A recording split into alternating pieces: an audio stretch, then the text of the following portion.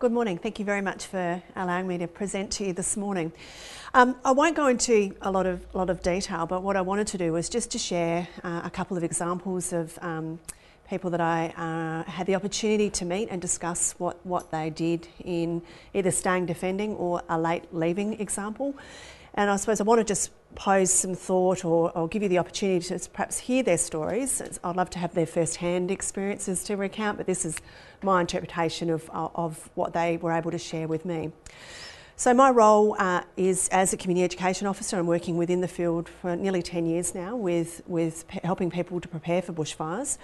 But also I've had the opportunity to speak to people, as Peter mentioned, who've actually experienced bushfires themselves, to get them to recount their stories for us to learn and improve how we communicate to people about preparing, and also to supplement the information and research that was conducted into the Victorian Black Saturday fires to assist in the Royal Commission inquiry into what people actually did in that particular day.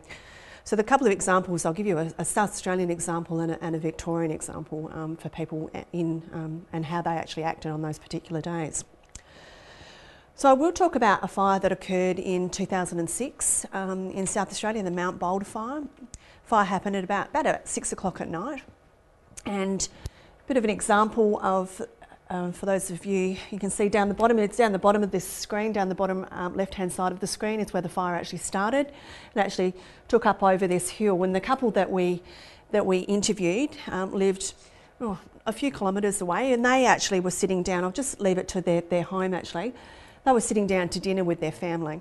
A really amazing couple, really well prepared. And when I refer to well prepared, the gentleman of the household, he firmly believed in it's not a matter of if but when, and would regularly run fire drills with his family, much to the embarrassment of his daughters. If you can imagine, oh Dad, here we go. It's fire drill time again, and he'd give them spot checks on how they could actually start the pumps and actually operate the hoses. So he was very well prepared.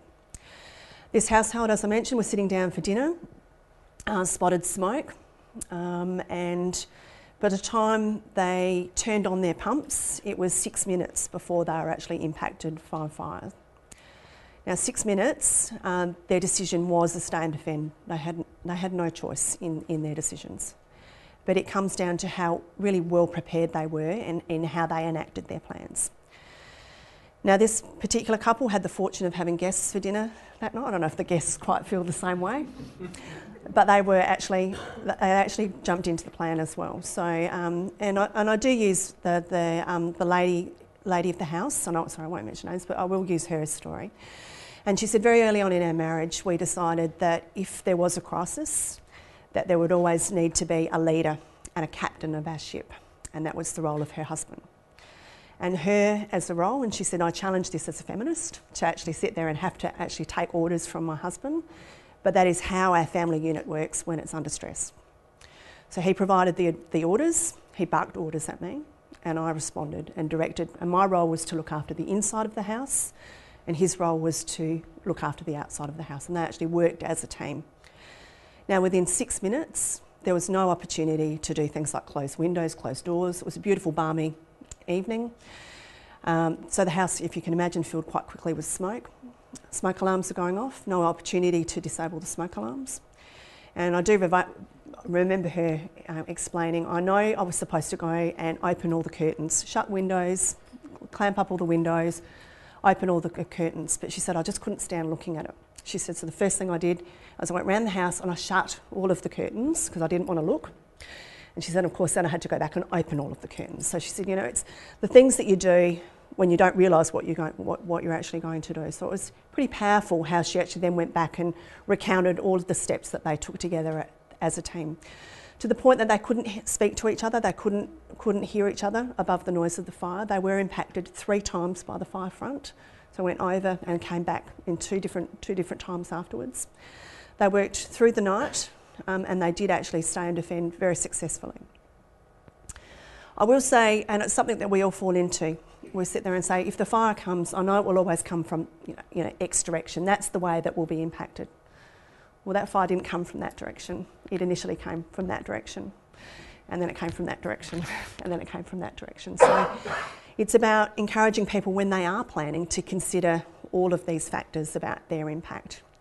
And I do want to stress that their plan was a leave early plan, but they always planned for that what was their stay and defend option, and that is really what actually saved them in their preparing. And these all down the front here were all agapanthus. They had all agapanthus down the front there, and they always felt that, you know, if we landscaped well, you know, there's certain plants that won't burn, but there was classic examples of what did occur. A well-prepared sprinkler system, very well managed gardens and landscaping, so it wasn't simply about the actions that they undertook, it was about the investment in their property, the lifelong investment into their property for how well they'd actually managed and maintained that particular property. I will just briefly touch on the Bendigo fire, not in a great amount of detail, but the fact that I spent a week in Bendigo. It was about 7 days after the Black Saturday fire. I was there for a week, so there was still smouldering, there were still people raking through what was the remains of their lives. And we were very privileged, I look at it as a privilege, to be able to speak to them and capture what actually happened on that particular day. And this is the township of Bendigo, an aerial of shot of the smoke. And I do want to point out, this is Spotlight. This is the store Spotlight, and the fire actually stopped on the car park of Spotlight. So this particular fire did travel through a creek bed, you know, it's a reasonable sized country town. You don't expect Bendigo to be impacted. It is in a bushfire risk location, and it is mapped in that way, using similar standards to what we use here in South Australia. It is a very urban environment, so you can see we've got houses and we've got active fire here in the background there, and they lost 57 homes in that location. I spoke to 12 households within that particular community, and I believe for the Royal Commission there was about 24 households that were interviewed to understand what their actions were on that particular day. I can say that everyone that I spoke to, bar one, was the stay and defend. Everyone else left late, and they were waiting for the police, they were waiting for the Department of Sustainability Environment, or they were waiting for the CFA to advise them about what they could do. And that was when there was fire, actual flames and smoke there. But there was, on that particular day, there was no door knocking telling you it's time to leave. It was, I'm not too sure if you can see this is from a house that was destroyed, looking over across that new landscape that was created that particular day. We did speak to a widow of a gentleman that did pass away, again, waiting for that, when is the prompt for me to leave? So I really wanted to really impress on people that, you know, obviously the day was the warning, that the night before was the weather conditions that they were getting that next day, and the bunkering down watching the DVDs because it was a hot day was what impacted on some of the decision making that people made, particularly during that day. So I just really want to stress the importance of understanding the conditions and reacting to that, and the introduction of the fire danger ratings that Andrew pointed out earlier. It's really critical in informing people about what the following day is going to be like, and about helping inform their particular decisions. The last one I will talk about is Kinglake, and I did spend another week up in Kinglake West and up through Strathewen as well, and talking to some of the communities there, and a mixture of, you know, homes that were destroyed, partially impacted, and people who did successfully stay and defend. And again, if I can use the parallel to Mount Bold, the people that did stay and successfully defend were really, really well prepared. They'd managed their properties well, they'd landscaped, they'd put in ember proofing on their homes, and they had well-rehearsed plans that they had shared with each family member, so that everybody within that family unit knew what their plan would be on that particular day.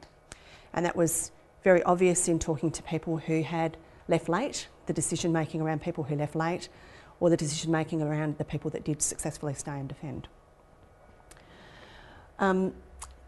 Sorry, just an example of the type of vegetation that was there beforehand, quite heavily and dense in some of the valleys around there, and then obviously on the sort of back doorstep of some of the families that we spoke to. I'll zoom in on this in a moment, a really beautiful couple that I met in this particular home in Kinglake West. If I zoom in a little bit more, it's not a little clear. It's a log cabin. Yeah, pretty amazing. It survived. The trees at the back are quite heavily burnt, and we talk about understanding risk, and that's been one of the key messages that Andrew's spoken about today. And this particular family is really beautiful. You know, they were always, again, under the impression that they're living in a bushfire risk area. It's, you know, pretty tall timber surrounding their home. Immaculately well prepared. Every Sunday, their children had pick-up sticks day. Okay, so every Sunday morning, they hated it, but the kids would be out there picking up all the fine fuel and the vegetation around the outside. So they had incredibly well manicured property. So even though we look at this as a log cabin, it was incredibly well prepared. They also understood their level of bushfire risk as being a fire coming through rather than the fire that did come through, and that did impact their decision making. They were of the belief that if they stayed inside a house, they would die, and that was what their planning was centred around. So even though they had an amazingly well prepared home, they decided that they would never seek shelter within their home, and they did leave late, and they do recognise that they are very, very lucky that they survived. They left late, and at the end of their driveway they turned left. And I can tell you now, if they'd turned right, that's where all the images were for the car crashes that you saw, which was shown on many of the news stations. So, but I wanted to stress even that late leaving, what they put their children through with that, it was pretty powerful when I was there with their children that day, still recovering 10, 12 days later, obviously a long-term recovery focus. But in that, even though this is a log cabin, what I want to emphasise on this is about the level of preparation that they went to for maintaining this property. They had really exceptional clearances around their home. Vegetation was cleared up to certain levels, so they had vertical and horizontal preparations.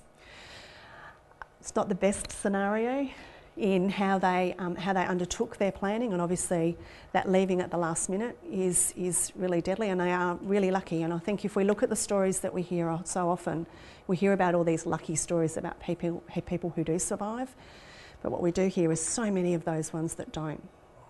So it's about understanding your options, making your plan, and then sticking to your plan, you know, and being real about what you're able to choose. So obviously if you've got young children, the children were very, very frightened, and very, very horrific stories that they talk about their journey out of the house that day.